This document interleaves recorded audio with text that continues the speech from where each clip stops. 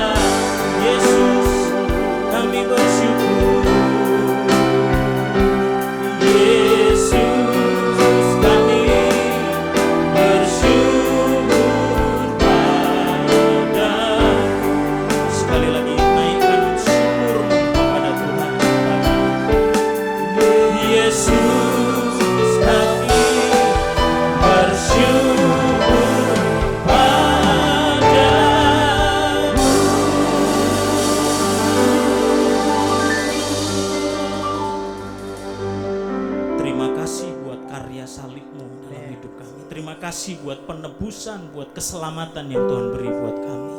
Itu sebabnya kami mau meresponi karya salib Tuhan yang sudah Tuhan beri dalam hidup kami. Ajar kami untuk kami menghitung hari-hari kami, supaya kami semakin bijaksana Tuhan. Setiap hari ada hikmat Tuhan yang Tuhan taruh dalam hidup kami, sehingga kami tidak gegabah, tidak sembrono, dan hidup kami tepat mengenai sasaran, seperti apa yang Tuhan mau dalam hidup kami. Seperti anak panah di tangan pahlawan, demikianlah hidup kami di tangan-Mu. Engkau melepaskan kami tepat kena sasaran. Kami berdoa Tuhan, beri kami telinga untuk mendengar, hati yang mengerti, mata yang melihat setiap kehendak Tuhan dalam hidup kami.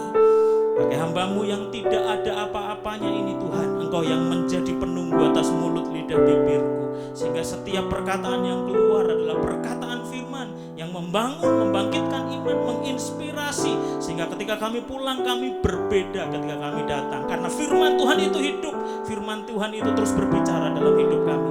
Siapkan tanah hati kami sehingga setiap firman yang ditaburkan tumbuh dan berbuah berkali lipat ganda dalam hidup kami. Terima kasih Tuhan, terima kasih. Kami mengucap syukur dan kami siap diberkati melalui kebenaran firman-Mu. Yang siap diberkati katakan sama-sama amin. Tepuk tangan Bapak Ibu Saudara. Terima kasih, matur nuwun, arigatou gozaimasu. Main musik yang luar biasa sekali, so groovy. Saking semangatnya sampai BL-nya kebablasan nyelonong dulu ya. Haleluya. Luar biasa. Waduh, kangen banget ya MSC. Waktu beberapa kali Donald telepon waktu itu pas ada seminar, ada Bible class gitu. Jadi akhirnya ketemu juga, cocok juga gitu ya. Shalom. Shalom, shalom, shalom ya. Tak kenal maka tak sayang, yang belum kenal, yang mungkin lupa-lupa ingat, nama saya Yosua, jadi panjangnya Yosua, wa gitu saudara. Oke ya, puji nama Tuhan. Kita lagi di masa-masa Paskah. Saya yakin kemarin sudah banyak yang ibadah online, onsite, di manapun Anda berada, kita sudah banyak dengar tentang pesan Paskah, tapi Tuhan taruh ini dalam hati saya, Tuhan taruh hikmat ini untuk disampaikan. Boleh tolong ditayangkan slide-nya. Apa sih kita responi keselamatan kita hari-hari ini, saudara? Hari-hari ini ada di dalam masa Paskah ini, Anda hidup kita itu ada di Getsemani atau Getsemani. Halo? Kita itu ada di Taman Getsemani, menundukkan kehendak kita supaya kita sanggup melakukan kehendak Bapa, atau kita sibuk di Taman Getsemani. Halo, kenapa saya sampaikan ini saudara?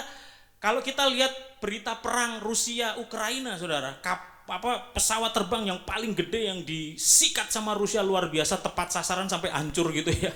Pesawat Antonov itu, pesawat Antonov itu nggak akan pernah bisa mendarat di bandara mau terminal 3, 1 apalagi 2 saudara. Kenapa? Karena itu pesawat berbadan lebar. Kenapa nggak bisa mendarat di Cengkareng? Karena butuh runway yang panjang. Runway-nya kurang panjang, bahkan juga kurang lebar, nggak bisa parkir, bahkan docking di sana nggak bisa saudara. Nah kita lihat gambar ini saudara, karya salib Kristus. Di situ ada begitu banyak Kristus itu holy, love, waduh, light, sabar, pemaaf gitu saudara ya. Kenapa kita nggak bisa menerima hikmat Tuhan? Kenapa kita nggak bisa nangkep apa yang Tuhan mau dalam hidup kita? Kenapa? Karena runway kita nggak cukup saudara. Di sebelah kanan itu kita, saudara dan saya masih banyak merahnya, masih banyak pride-nya, unhappy, angry, ngamuan gitu saudara ya. Di sini haleluya, haleluya, begitu keluar sedikit keserempet orang, cik, langsung ngamuk saudara. Kebun binatang keluar, cacing, cecak. Ya enggak, kita sumbu pendek gitu loh. Kadang-kadang nggak pakai sumbu, disumet duer langsung gitu saudara. Ada begitu banyak di sana, ada darkness, ada dissatisfied. Seringkali kita putihnya kurang, seringkali kita nggak masuk itu mindset Kristus. Itu sebabnya hari ini karya salib Kristus kiranya bisa jadi gini, having our mind transformed into the mind of Christ. Seringkali kita nggak nangkep apa yang Tuhan mau, seringkali kita nggak ngerti apa yang Kristus mau dalam hidup kita. Kita maunya sak karpe dewe, sak enak udele dewe. You know the meaning of udel saudara? Kita maunya sak karpe dewe saudara. Kenapa? Karena kita berdasar pengertian kita sendiri. Kita berdasar kepada omongan orang di sekitar kita. Trennya lagi apa sih? Kita nggak mau memutihkan tulisan-tulisan putih itu dalam hidup kita supaya semakin besar, supaya semakin luas, sehingga pesawat Kristus yang besar itu bisa mendarat karena runway hidup kita cukup. Sampai di sini yang nangkep katakan yes. Berapa banyak kita mau memperbesar runway kita? Dan bagaimana cara kita memperbesar runway kita kalau kita tidak pernah mau isi apa yang masuk di dalam hidup kita. Next slide, saya kasih judul sharing saya di tengah masa Paskah ini. Hikmat, katakan sama-sama hikmat. Saya yakin banget saudara, ini yang dicari semua orang. Orang percaya nggak percaya di seluruh dunia, orang cari ini. Ada 5 kitab hikmat di dalam kanon kita dalam Alkitab. Ada Mazmur, ada Amsal, ada Pengkhotbah, ada Kidung Agung, dan satu lagi Ayub. Ada 5 kitab hikmat. Dan penulis kitab hikmat, saya akan sampaikan tentang eksposisi Amsal 8 saudara. Saya nggak tahu nanti selesai apa enggak, tapi kita jalan aja, tapi eksposisi dan apa yang kita bisa dapat dari sini saudara. Saudara, saya yakin lah gak ada satupun di antara kita, boro-boro kita saudara, bahkan konglomerat paling kaya di seluruh Indonesia ini atau dunia, gak ada yang lebih kaya dari penulis kitab ini saudara. Karena apa yang ditulis Salomo ini seorang raja yang paling kaya, kekuasaannya paling luar biasa pada waktu itu. Ya enggak saudara? Tapi orang yang sudah punya segala sesuatu itu, dia ngomong gini loh, lebih dari perak, lebih dari emas, lebih dari permata, lebih dari rumah yang banyak, lebih dari mobil merek apapun juga, yang dia cari adalah hikmat. Katakan sama-sama hikmat. Wah, ternyata apa yang dicari manusia itu sebetulnya itu hikmat. Orang berusaha mencari dengan caranya sendiri saudara. Ya satu sisi kita bersyukur saudara, ada pandemi ini ibarat kayak sebuah penyaringan gitu ya. Pandemi ini ibarat sebuah tekanan. Kalau sebuah hidup kita anggap kayak bejana gitu ya, kayak botol gitu saudara. Botol kecap kalau diteken keluarnya kecap. Botol saus kalau diteken keluarnya saus saudara. Bedanya nanti kalau lebaran, kaleng kongguan dibuka isinya rengginang saudara. Tapi gini loh, yang saya mau ngomong, hidup kita itu kita isi apa, maka waktu tekanan terjadi itu yang keluar. Pandemi ini sudah membuktikan sebuah penyaringan, sebuah tekanan yang terjadi. Kalau dulu kita isi hidup kita dengan hoak, dengan gosip, waktu pandemi ngalami tekanan hidup yang keluar hoak, yang keluar gosip. Tapi kalau kita mau sebelum pandemi, masa pandemi, kita isi hidup kita dengan firman Tuhan, baca Alkitab, berdoa, pujian, penyembahan, bikin saat teduh sama Tuhan, bangun keintiman sama Tuhan. Waktu kena tekanan, yang keluar firman Tuhan. Apa itu hikmat? Kita dengan cepat saudara, Anda nggak perlu buka Alkitab, saya udah tuliskan di situ. Wejangan hikmat. Amsal 8 ini adalah sebuah amsal yang menggambarkan tentang hikmat. Bukankah hikmat berseru-seru dan kepandaian memperdengarkan suaranya di atas tempat-tempat yang tinggi, di tepi jalan, di persimpangan jalan, di sanalah ia berdiri. Ayat 3, 1, 2, 3.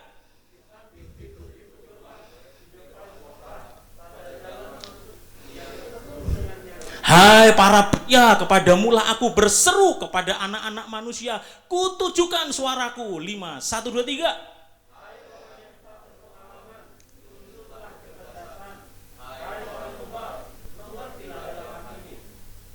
Dengarlah, karena aku akan mengatakan perkara-perkara yang dalam, akan membuka bibirku tentang perkara-perkara yang tepat.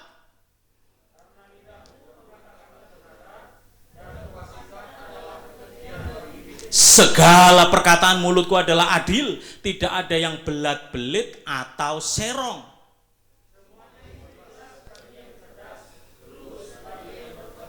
Saudara, Amsal 8 dia mempersonifikasikan hikmat. Apa itu? Personifikasi, person, manusia, dimanusiawikan. Makanya hikmat dikatakan dia melambai-lambai. Hikmat berseru-seru. Nah, siapakah hikmat? Sehingga dia dimanusiawikan seperti itu. Saudara, apa sih definisi hikmat? Saya tulis di sini gini, saudara. Definisi dasar dari hikmat adalah penggunaan suatu pengetahuan dengan benar. Dan lawan hikmat itu adalah kebodohan atau kebebalan. Wow, saudara, saya kutip satu buku tulisan Pak Stephen Tong, saudara. Beliau nulis gini. Ada orang berpengetahuan banyak sekali, tapi banyak hal dalam hidupnya yang tidak beres. Pengetahuan mereka tidak pernah memberikan dasar yang teguh dan arah yang benar untuk hidup. Sebaliknya ada orang yang tidak memiliki pengetahuan dan pengalaman belajar yang tidak terlalu banyak, tetapi mereka memiliki dasar yang penting dalam hidupnya, yakni kebijaksanaan. Saudara pernah ketemu yang gitu gak sih saudara? Temen pinternya, aduh saudara boleh pinter sundul langit, saudara boleh punya titel berderet-deret sampai belasan, dokter, PhD, MA, MArt, MTH, apapun saudara. Anda sepanjang apapun, tetapi tanpa disertai hikmat, maka titel itu cuma jadi titel doang. Halo? Ya gak sih? Anda berapa banyak ketemu orang kaya, anaknya orang kaya, dapat warisan luar biasa, tapi dalam perjalanan hidupnya lama-lama kekayaan itu habis begitu saja. Ya enggak? Kenapa? Karena tidak dikelola dengan hikmat. Dan berapa banyak seringkali kita ngelihat, dan hari-hari ini itu sedang terjadi saudara. Yang punya duit banyak, yang luar biasa. Anda boleh studi luar biasa, beli buku di Gramedia, bagaimana cara merawat anak, bagaimana mendidik anak kecil. Tapi Anda katam buku itu, belum tentu Anda lebih berhasil dari seorang guru sekolah minggu yang setiap minggu dia melayani dan dia mengasihi anak-anak itu. Halo? Nah, saya kutip dari Nelson Bible's Dictionary. Ada tulisan gini, hikmat adalah kemampuan untuk menilai dengan tepat, bertindak dengan cara atau tindakan yang terbaik yang didasarkan pada pengetahuan dan pengertian. Kalau saya peras gini loh saudara, pengetahuan, kecerdasan, nilai akademik, itu semuanya berhenti jadi teori. Tetapi hikmat itu adalah sesuatu yang praktis. Buku-buku yang kita baca itu teoritis, tetapi tindakan kita, nah itulah sesuatu yang praktek. Itu hikmat. Orang boleh bikin punya resep masak yang sama, oseng-oseng mercon ceker, resepnya sama, bumbunya sama, 1 sendok makan, 1 sendok teh, ini cabenya berapa biji, bawangnya berapa biji, nguleknya bagaimana, semuanya sama. Tapi hasilnya, waktu Bu Cing-Cing masak rasanya bisa beda. Hauce secingping ah. Gini loh saudara, resepnya bisa sama, tetapi prakteknya ketika dilakukan, dimasak dengan kasih, ngegolnya juga berbeda, goyangannya saudara. Hasilnya beda men. Halo? Betul enggak? Resep itu sesuatu yang teoritis, tetapi waktu kita melakukannya dengan hati, dengan cinta, dengan tulus, itulah di situ ada bumbu hikmat di dalamnya. Yang setuju katakan amin. Ada banyak orang kuliah hebat, akademiknya hebat, tetapi nggak nyampe tujuan. Kenapa? Karena gini, karena fokusnya hanya kepada teori. Jujur saudara, saya tuh sekarang kalau interview orang terakhir, setelah tanya semuanya dan detailnya, saya nggak pernah selalu tanya gini, menurut kamu itu hoki nggak sih? Menurut kamu wong bejo pora gitu. Menurut kamu orang yang beruntung nggak? Kalau ada, coba ceritain deh satu kisah di mana kamu merasa kamu beruntung. Macam-macam. Wah, saya menang raffle Pak, dapat sneakers. Pak, saya pernah dapat lotre. Pak, saya pernah tiba-tiba orang kasih saya. Itu beruntung, saudara. Karena gini, akademik boleh hebat, tapi waktu kita menjalani pekerjaan kita, melakukan hidup kita tanpa hikmat Tuhan yang menyertainya, hasilnya bisa beda, men. Betul nggak sih, saudara? Wow. Waktu saya ngerenung ini gitu saudara ya, ternyata cengli loh Salomo itu memikirkan itu. Next, di situ aja, Amsal 8. Terimalah didikanku lebih dari perak. Lihat, meningkat lagi, lebih dari emas. Lihat, meningkat lagi, lebih dari permata, rubi dan tetek bengeknya. Apapun yang diinginkan orang, Salomo itu keinginannya semua, nggak dapat menyamainya. Nyanya apa? Hikmat. Wow. Kalau kita masih kepinginan sesuatu itu wajar saudara, tapi percayalah ada banyak anak-anak muda di sini. Kalau engkau bolehlah punya keinginan, punya pacar yang cakep, jodohnya yang cakep, yang keren, anaknya orang kaya, pinternya minta ampun, ngeladeni, waduh gitu ya saudara ya. Boleh, tapi at the end nanti apapun yang kita lakukan tidak akan menyamainya, yaitu hikmat. Ayo minta hikmat saudara. Anda boleh sekolah luar biasa, nggak salah. Pinter itu nggak salah. Juara 1 akademik, nggak salah, itu baik. Tetapi sertailah itu dengan hikmat Tuhan di dalamnya. Halo? Wow, waktu kita ngerti ini rahasia yang Salomo singkapkan. Nah, bagaimana kita bisa kembali kepada apa yang maunya Tuhan? Be transformed by the renewing of your mind. Masuk dengan pola pikir Kristus. Kristus sudah mati, kemarin kita rayakan Jumat Agung. Kita mesti masuk di dalam pikiran Kristus. Karena kalau enggak, Anda enggak akan pernah dapat hikmahnya Kristus. Anda enggak akan pernah keluarnya firman kalau yang Anda masukin enggak pernah firman. Yang mau transform, yang mau dirubah mindsetnya, lambaikan tangan saudara. Yang mau taruh tangannya di sebelah kanan, lalu katakan kerak. Kurang kompak. Sekali lagi mari angkat tangan kanannya, taruh di sebelah kanan mata. 1, 2, 3, kerak. Mindset berubah. Paradigma yang baru berubah. Khotbah berhasil. Next. Tapi gini loh saudara, intinya gini, kita mesti ngerubah dulu nih. Rubah semua keinginan kita. Itu sebabnya tadi saya buka gini. You want to pray in Getsemani or get some money. Berapa banyak sih kita maunya semuanya cepat, maunya semuanya keinginan kita. Susah loh menundukkan sesuai keinginan Tuhan itu. Pastor Boyke tadi, waduh, maunya sebetulnya ya kalau bisa Fortuner yang paling baru ya kenapa enggak gitu kan. Haleluya gitu ya. Tapi kan gini, menundukkan keinginan kita dan biar kehendak Tuhan yang jadi.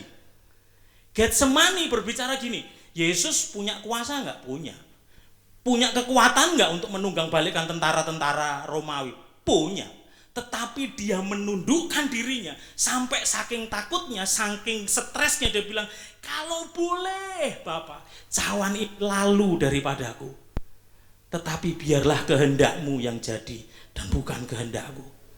Tapi berapa banyak kita malah maunya gini, kalau bisa keinginanku yang jadi Bapak, tunduklah kepada kepinginanku. Halo? Tuhan lagi berkati kita, Tuhan lagi arahkan kita, tapi seringkali kita coba dengan pengertian sendiri. Ya nggak sih? Saya yakin, ini kalau ini lagu lama ini, saya nggak takut nih kalau Michelle sama Andre udah pasti tahu. Boleh tolong dibantu nggak? Minta ke Andre, sama Andre sekalian sama Michelle, yuk. Nggak berdua dong, berdua. Ini soalnya ada fillernya nih Michelle. Oh ya Michelle, please. Oke, ingat. Ayo sama drum deh, semua, yuk mainkan. Oke aja deh. Ini Amsal 3 ayat 5, Anda bisa baca nanti. Percayalah kepada Tuhan dengan segenap hatimu, dan jangan bersandar kepada pengertianmu sendiri. Sekali lagi sama-sama. Percayalah kepada Tuhan dengan segenap hatimu, dan jangan bersandar kepada pengertianmu sendiri. Sama-sama. Berbahagia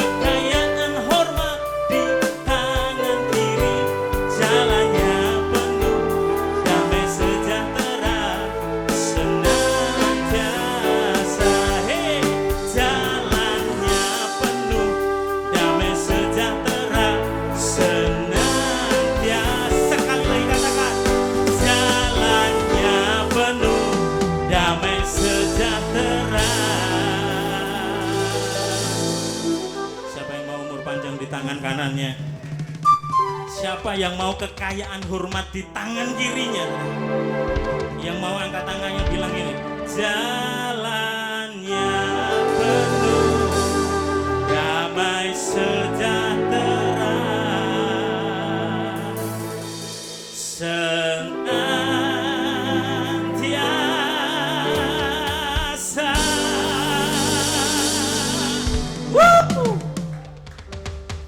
Terima kasih. Saya tenang kalau misal ini lagu lama saudara, petobat baru nggak tahu mungkin. seumuran kita. Thank you. Saudara, berbahagialah orang yang dipenuhi dengan hikmat Tuhan. Betul nggak sih? Kalau kita dipenuhi dengan hikmat Tuhan, nah hari-hari ini kita lihat itu gini loh, jalannya penuh damai sejahtera. Siapa yang mau saudara? Orang-orang hari ini maunya bukan jalan setapak, padahal Tuhan mau proses hidup kita itu melalui jalan setapak. Tapi orang-orang maunya jalan pintas, maunya sesuatu yang cepat. Ya enggak saudara? Kepengen kaya itu enggak salah, tapi kepengen cepet kaya itu bisa bikin kita salah saudara. Kenapa? Karena kalau kita kepengen cepet-cepet semua, ujung-ujungnya kita kemaruk. You know the meaning of the kemaruk saudara? Ngalalin segala cara, korbanin orang lain, korbanin keluarga, korbanin kesehatan kita, bahkan korbanin waktu kita. Kenapa? Karena kita maunya cepet. Sekali dua kali kita makan Indomie, aduh haus, enak saudara. Tapi coba saben hari makan Indomie, pagi rasa ayam, siang rasa rendang, malam ayam bawang, gitu aja terus saudara. Jebol itu badan saudara.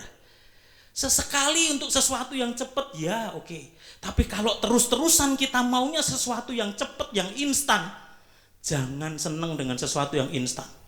Hari-hari ini yang flexing, yang kemarin-kemarin murah banget gitu. Yang kemarin tunjukin Ferrari, yang kemarin McLaren, hari ini kita nonton mereka pakai rompi oranye saudara. Kenapa? Mereka menyampaikan dream anak muda kaya dengan cepat. Uang itu nggak salah, tapi cinta uang itu salah. Kalau kita maunya buru-buru, maunya nggak lewat jalan setapak, tapi mau jalan pintas, di situ seringkali kita jatuh. Halo, saya sedih saudara. Berapa banyak? Mungkin ada saudara di antara di sini yang kena dalam hati itu saudara. Dari Robocop sampai apa? Itu dari 2 tahun yang lalu saya ngomong terus itu saudara ke banyak orang. Teman-teman semuanya ngomong, ayo Pak Yosua, aduh duit parkir Pak, coba-cobalah cepet tiau gitu. Cobalah Pak 1M, ini Pak saya udah masuk Pak 100.000 US Pak. Waduh sehari dapat 1% loh Pak. 10 juta seneng saben hari saudara. Dia lupa yang 1M dipegang bandar saudara. Begitu dets, gak bisa WD, nangis Bombay saudara hari-hari ini. Semua orang tawarin dan saya cuma ngomong gini loh, itu nggak masuk dalam logika saya sebagai pedagang kuno, konvensional atau whatever deh saya dikatain apa. Karena buat saya cuan itu bukan untuk dipamerin. Yang cuan 1% saben hari dipasang di status, pasang di story, pasang di sosial media semuanya. Cuan itu bukan untuk dipamerin. Cuan itu untuk diputer, dikelola lagi untuk mengembangkan usaha kita. Amin. Tapi kalau cuman dipamerin dan hari-hari ini mereka berjatuhan bertumbangan, gak cuman pribadi yang bikin sedih, bahkan mohon maaf, duit gereja, pendeta, aduh jadikanlah semua bangsa sultanku. Ada berapa banyak sultan di sini? Sultan Pamulang di depan saudara. Halo, berapa banyak? Kenapa itu terjadi? Karena mau instan, karena mau cepat. Dan mereka kehilangan rasional. Itu mau dikatain kayak apa-apa susahnya minta ampun saudara. Dan itu teman-teman yang ngomongin ke saya itu hamba-hamba Tuhan saudara. Saya ulang, hamba-hamba Tuhan saudara. Pendeta. Makanya saya pikir kalau dipikir bodoh, wong mereka pinter-pinter saudara. Kalau dipikir cari duit supaya cepat di pandemi, dipikir uang susah, wong mereka kaya-kaya saudara. Jadi masalahnya bukan pinter atau bodoh, susah atau kaya, tetapi greedy, tamak. Ketika kita diperbudak dengan ketamakan, greedy, hikmat Tuhan hilang, Seringkali logika rasionalisme kita sudah hilang, saudara. Dan hari-hari ini itu, dari satu robot itu diperkirakan 50 triliun, saudara. Bayangin, saudara, 50 triliun itu kalau dibeliin cendol, saudara, itu meruya tenggelam, saudara. Halo? Dan itu cuma angus begitu saja, saudara. Apalagi dibeliin martabak, saudara. Itu seluruh Jakarta diabetes, saudara. Loh ya nggak, saudara? Tapi seringkali gini, kenapa itu terjadi? Karena kita ngoyo, kita mau memperbesar takaran kita sendiri. Percayalah, dengar baik-baik. Anak-anak muda juga dengar, saudara. Saya juga masih muda, saudara. Saya tadi baru ketemu Andre, kita ketemu kamu masih SMA ya, Andre ya. Saya sampai masih gitu, saudara. Jadi dia saksi mata gitu. Saya pelayanan pakai backpack gitu dari angkot ke angkot gitu sama omnya Andre itu, saudara. Nebengnya sama omnya Andre di bengkel gitu. Tapi saya ngeliat gini loh, saudara. Percayalah, nggak usah ngoyo dalam hidup. Berkat Tuhan itu nggak akan ketuker. Berkat Tuhan itu sudah ketaker. Saya ulang ya, berkat Tuhan nggak bakal ketuker. Berkat Tuhan itu sudah ketaker. Tapi seringkali kita berusaha ngegedein takerannya sendiri. Kenapa? Kayak tadi, saudara, berusaha ngalalin segala cara, korbanin waktu, korbanin keluarga, bahkan korbanin kesehatan kita. Wah, nggak apa-apa dah, gue pokoknya lembur 3 hari nggak tidur nggak apa-apa. Ini tender gede banget, ini pasti gue dapat nih. Jebol lama-lama, saudara, nggak tidur 3 hari. Gue yakin gue bisa. Kenapa itu muncul pikiran itu? Karena mentalitas kita, mentalitas pemilik. Ini kan bisnis gue, ini kan dagangan gue, ini kan keluarga gue, ini kan harta gue. Kita mesti ngerubah mindset kita tadi. Katakan sama-sama, kerek. Dari pemilik menjadi pengelola. Kalau kita sadar kita pengelola, fokus kita bukan kepada berkatnya, tapi kepada sumber berkatnya, pada pemberi berkatnya. Kalau berkat Tuhan sudah ketaker, kita kelola saja apa yang Tuhan percayakan. Maka percayalah, satu kali nanti Tuhan yang akan gedein takeranmu. Kalau kamu dikasih takeran kecil, kita nggak bisa milih takeran, saudara. Saya kalau boleh milih, saudara, saya kepengin jadi anaknya lahir ceprot, anaknya Pak James Riyadi, saudara. Tapi kan nggak mungkin saya sebelok dan saya hitam ini, saudara. Saya kalau boleh milih jadi anaknya Om Lim Sio Leong gitu misalnya, saudara. Lahir ceprot sudah di Mercedes gitu. Saya lahir ceprot di WC umum, saudara. Halo, itu takeran dan kita nggak bisa milih takeran kita. Kalau kita setia dengan takeran itu, kita setia mengelola apa yang Tuhan percayakan, kita kelola baik-baik. Saya ingat dulu masih sama omnya Andre, bahkan dari naik motor, dipercaya motor, ya dirawat dengan baik. Tuhan lihat, oh kok motor aja dia setia ya, tak berkati lagi dengan mobil. Kalau diberkati dengan mobil setia, aduh tak berkati yang lebih gede, yang lebih mewah. Kalau di kos, setia dengan sekalipun sewa kos, tapi bersih terus, sampai ibu kosnya seneng banget, rapi, rajin, semuanya tertib. Tak percaya untuk bisa kontrak. Kalau setia bisa ngontrak, nanti Tuhan akan percayakan lagi supaya punya sendiri. Saya dari mulai usaha, dari mulai sewa ruko. Kalau kita setia sewa ruko, selalu bersih. Setiap tahun saya chatin sampai yang punya ruko sampai kelepek-kelepek, seneng banget. Saya seneng baru disewa Pak Yosua ini rapi, terawat ruko saya. Tapi kalau kita bisa setia itu nanti Tuhan percayakan diberi ruko. Kalau kita bisa sewa gudang, dipercaya ngelola meskipun sewa. Satu kali kalau kita setia, Tuhan kasih gudang yang lebih gede. Halo? Katakan sama-sama, krek. Bilang kanan kirinya, kamu bukan pemilik gitu. Kamu pengelola. Kalau kita kelola yang kecil itu, jangan paksa untuk gedein takeranmu sendiri. Biarlah Tuhan yang gedein takeranmu. Kamu diberkati 10 juta, kok tetap setia ya berpuluhan ya. Kok tetap setia yang memberi ya. Kok tetap setia yang ngasih papa mamahnya ya. Tak kasih dia cepet tiau deh. Tetap setia loh, tetap loh. Tak kasih 1 M, tetap setia loh, luar biasa. Tuhan yang gedein. Jangan pernah berusaha gedein takeranmu sendiri. Bisa kaya enggak? Bisa diberkati enggak? Bisa naik enggak? Bisa. Tapi ya gitu, begitu diberkati melimpah sampai meluap-luap, tapi duitnya larinya ke bayar rumah sakit, sakit mulu, bayar bengkel, tabrakan mulu, bayar polisi karena kena kasus apa aja. Halo? Berapa banyak kita denger hari ini kayak begitu, saudara? Ini lawan hikmat. Lanjut di ayat yang ke-12, bilang gini, Amsal 8 ayat 12, yang sebelumnya tadi. Dikatakan gini, aku. Next. Sebelumnya, ini gambar ini, Amsal 8 ayat 12. Aku, hikmat, tinggal bersama-sama dengan kecerdasan. Lihat, tinggal bersama-sama dengan kecerdasan. Dan aku mendapat pengetahuan dan kebijaksanaan. Setelah saya cek gini saudara, kecerdasan itu tidak sama dengan hikmat. Pengetahuan itu enggak sama dengan hikmat. Tetapi dikatakan gini, hikmat tinggal bersama-sama dengan kecerdasan.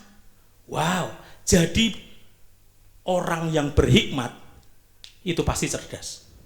Tapi orang cerdas belum tentu berhikmat.